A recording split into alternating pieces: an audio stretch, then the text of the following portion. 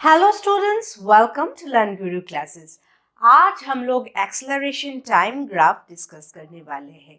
तो already velocity time graph and displacement time graph का video है इस चैनल में, so please watch the video.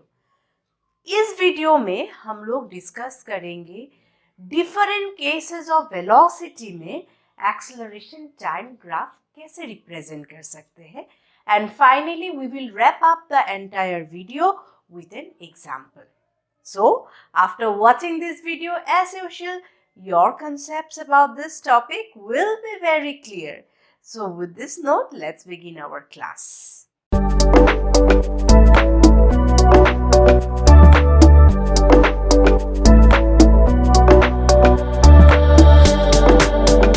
First of all, what is acceleration time graph? So it's a visual representation of acceleration with respect to time. Acceleration is represented along y-axis and time along x-axis. Okay? Now we will be discussing different cases of velocity पे acceleration time graph कैसे represent कर सकते हैं. तो first है, if the body is moving with uniform velocity. Uniform velocity मतलब velocity remains to be constant with respect to time. ठीक है, तो वेलोसिटी चेंज नहीं हो रहा है मतलब acceleration is zero. So in that case acceleration time graph, acceleration is represented bye a straight line that is coinciding with the time axis. ठीक है, सेकेंड केस होता है if the body increases its velocity equally in equal interval of time, at that point we call it as positive acceleration. ठीक है, and this positive acceleration is represented by a line that is parallel to the time axis, or that will be represented along the positive part of the time axis.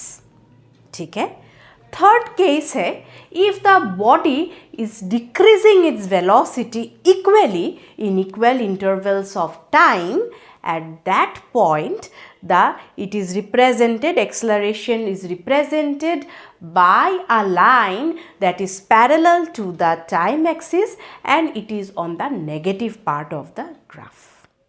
And the fourth point is, if the body has variable velocity, at that time acceleration time graph will be represented by a curve. अभी हम लोग एक special case consider करते हैं जहाँ पे motion होगा under the action of gravity. Under the action of gravity मतलब अगर कोई बॉडी वर्टिकली अपवर्ड या वर्टिकली डाउनवर्ड मूव करता है तब क्या होगा. तो देखो यहाँ पे इस केस में एक्सेलरेशन हमेशा कांस्टेंट होता है. That is acceleration is taken as g equal to 9.8 metre per second square और 10 मीटर पर सेकेंड स्क्वायर. ठीक है, तो इस केस में यहाँ पे हम लोग देखते हैं कि एक्सेलरेशन टाइम ग्राफ से हम लोग डिस्प्लेसमेंट टाइम ग्राफ कैसे जा सकते, जस्ट रिवर्स जाएंगे. पहले एक्सेलरेशन टाइम ग्राफ से वेलोसिटी निकाल के वेलोसिटी प्लॉट करेंगे, वेलोसिटी टाइम ग्राफ से वहाँ पे डिस्प्लेसमेंट का वैल्यूज़ निकाल के डिस्प्लेसमेंट टाइम ग्राफ प्लॉट करते हैं. तो चलो देखते हैं कैसा होता है ये. अभी आते हैं हम लोग एग्जाम्पल पे. तो for a body moving vertically downwards there is a uniform acceleration of 9.8 metre per second square और 10 मीटर पर सेकेंड स्क्वायर. तो उसी से एक्सेलरेशन का graph will be a line that is parallel to the time axis. ठीक है, अभी acceleration से हम लोग वेलोसिटी निकालेंगे. तो कैसे निकालेंगे? By the area method. ठीक है, उसके लिए हम लोगों ने प्रोजेक्शन किया है.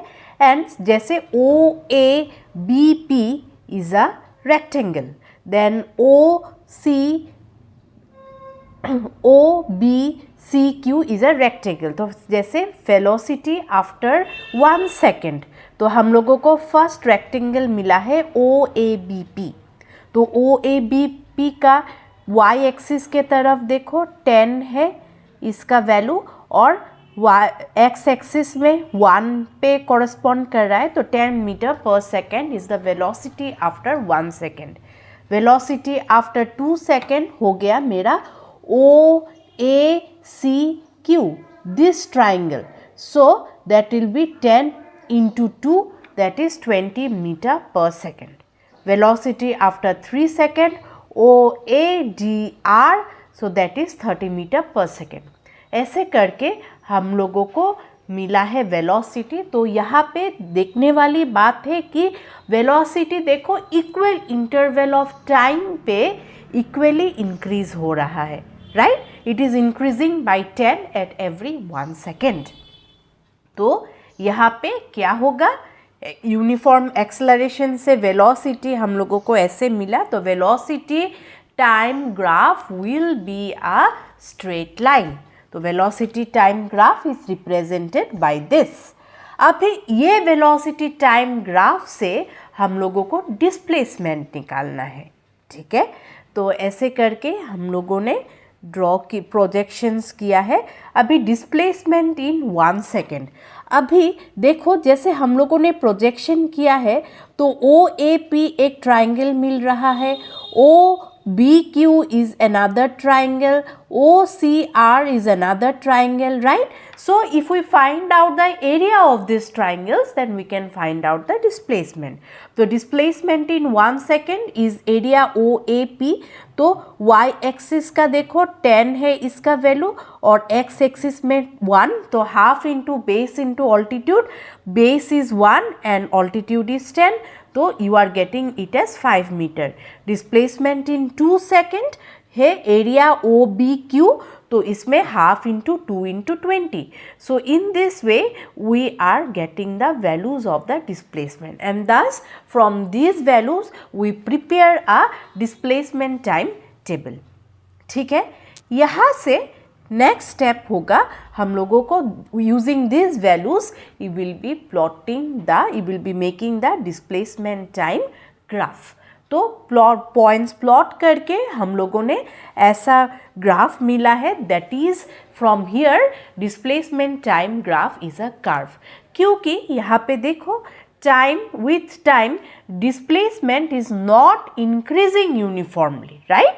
तो that is a case of non-uniform motion. For that you are getting the displacement time graph as a curve. Now let's solve a numerical. So the question is, the following table represents the velocity of a moving body at different instants of time. So from this, draw the velocity time graph and answer the following. Number 1, for which interval of time the body has a uniform motion? Find the velocity in this time interval. Second is, for which interval of time the body has accelerated motion? Calculate the acceleration. And the third is, for which interval of time the body has retardation? Calculate retardation. Okay, so the entire problem depend upon the graph you draw. Okay, so first of all, from this velocity graph we have plotted out the points. ठीक है, plot किया है हम लोगों ने सारा point and we join this points. Okay, join these points. If you want to see how this has been drawn, please pause the video and have a look and try to match the points with the graph. So we obtain the graph in this way. Okay, now let's go to the first part, for which time interval of time the body has a uniform motion. तो अभी graph का अगर trend देखो, A to B it is increasing, right? Increasing है. B to it is increasing with time. B to C it is constant. C to D it is increasing. Again the graph falls at D to E. Okay? तो ये एक general trend है. Question 1 में है, for which interval of time the body has a uniform motion. Uniform motion मतलब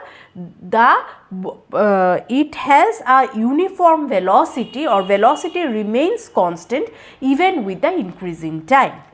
तो यहाँ पे एक straight line it denotes, that is parallel to the time axis, it denotes a uniform motion.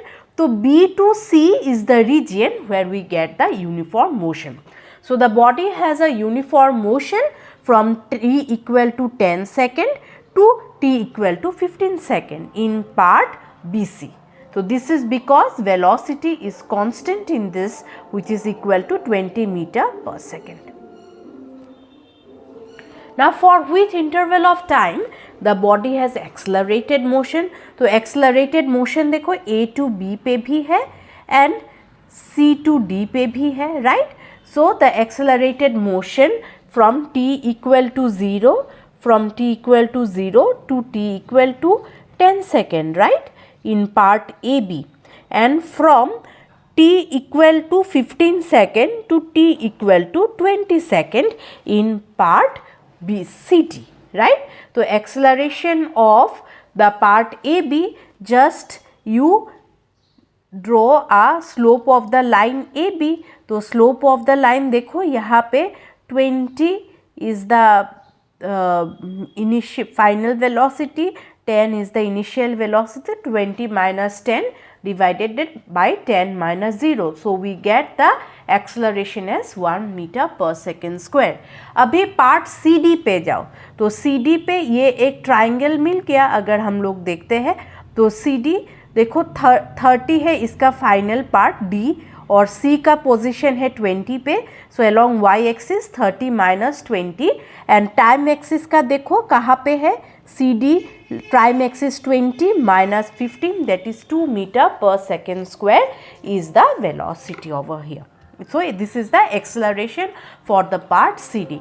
अभी third है for which interval of time the body has retardation.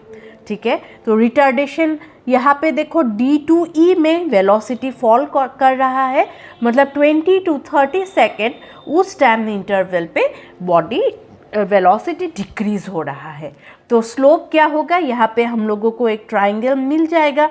तो देखो final position E है 0 पे along y axis and initial position 30 पे था. सो 0 minus 30 divided by 30 minus 20 second, that is minus 30 is the 3 meter per second square is the retardation, और हम लोग acceleration equal to minus 3 meter per second square बोल सकते हैं.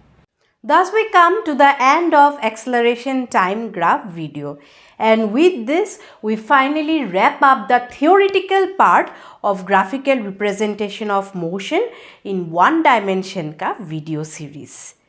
ये video series और ये वीडियो अगर थोड़ा सा भी पसंद आया हो या समझ में आया है, so please subscribe to Learn Guru classes, like and share it with your friends and family.